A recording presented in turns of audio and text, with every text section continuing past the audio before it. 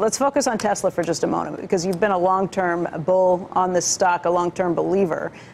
You just met with the chair, but there have been so many questions that have been circulating. I'm going to let you make your case, and then maybe I'll push back on some of this stuff. So we made a lot of money, and made it by being a long-term investor, and often investing in businesses, as I mentioned before, which after we buy them for some period of time, nothing happens to the stock. So Tesla, we began to invest in 2014. But your cost is what, $219 for shares of Tesla? Yes. So we're trading at $290 now. Yeah. So my clients cost, I haven't bought stock for myself for 17 years. Mm-hmm. This is the first stock that I told the board I would like to make an investment on behalf of our firm, Baron Capital, in this company. Bought 225,000 shares at 235 after we bought, we have 165,000, including the 225,000 that I own for Baron Capital.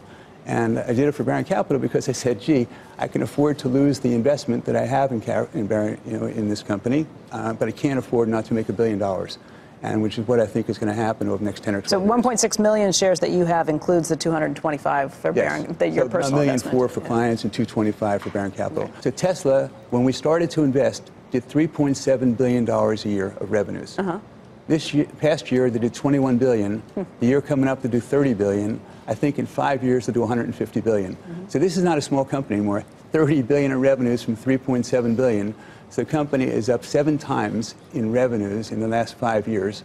And the stock is up 30, 40, 50%. Okay, let's actually, instead of starting with the SEC, let's start backwards from that, just because you bring up the idea of how they're going to grow from here. The bear case out there takes a look at the balance sheet, for starters, let's just say, because of the run rate that they're going to be anticipating, because the company has said it's not going to be profitable in the first quarter.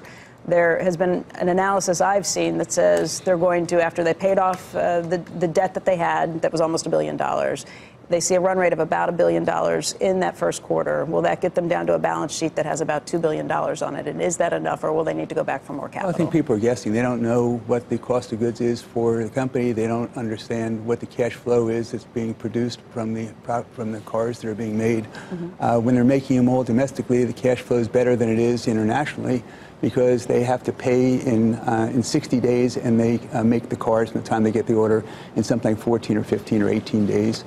So basically, they can make cars a lot faster than they have to pay. So the cash burn, those analyses are not correct. That's not what you think. No, there's $1 billion of extra cash flow that they produce every time they make $1 billion of annual sales. We had an analyst on the show yesterday who was talking about the cost of the battery. He basically made the argument that there isn't a competitive moat around the cost of the battery, which is to say that the cost of the Porsche battery and the cost of the Tesla battery, he was arguing, are effectively the same. He was saying that the cost of the Porsche battery was $230 to $250. $230 to $250, and the Tesla, at least the whisper number, was closer to $150, and he said that he didn't believe that number.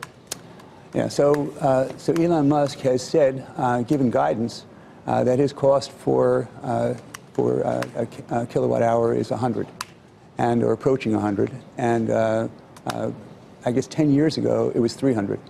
So $300 then, it's now approaching 100. And it's going to be significantly less than that within the next 2 or 3 years. And you have to remember that Tesla makes half the batteries in the whole world. And when you think about competitive advantage, they're a business that's growing 50% a year, making half the batteries in the world, and shrinking the size of the battery, shrinking the weight of the battery, shrinking the components in the battery, shrinking the expensive things that are in the battery. Cobalt was 20 or 30% of a battery. It's now 2 or 3%. That's what's really expensive. So they have driven down the cost. They're making the battery more efficient. I brought a little chart. So what you can see is that not only is their cost lower than everyone else's, but also the amount of miles they drive in a car is more for them than it is for anyone else. It's 4.1 miles per kilowatt hour for them, and it's 2.5 kilowatt hours for everyone else for a mile. So basically, they're getting more miles per kilowatt hour than anyone else, even though their cost is also lower, and even though the weight is lower, and even though and it keeps getting lower and lower and lower.